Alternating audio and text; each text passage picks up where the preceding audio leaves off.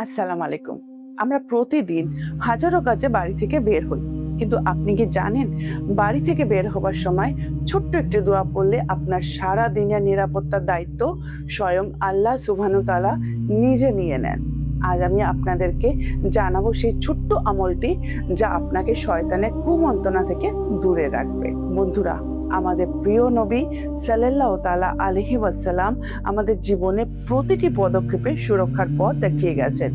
যখনই আমরা বাড়ি থেকে বের হই, তখন আমাদের চারপাশে ঘিরে অদৃশ্য বিপদ আর শয়তানের কুনজর ঘুরে বেড়ায়। এই সব থেকে রক্ষা পাওয়ার জন্য আল্লাহর রাসূল সাল্লাল্লাহু তাআলা আলাইহি ওয়াসাল্লাম আমাদের একটি চমৎকার দোয়া শিখিয়েছেন।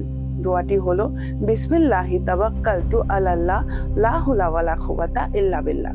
এর অর্থ, আল্লাহর নামে বের হচ্ছি, আল্লাহর উপর ভরসা করলাম, আল্লাহর সাহায্য ছাড়া কোনো শক্তি বা ক্ষমতা নেই।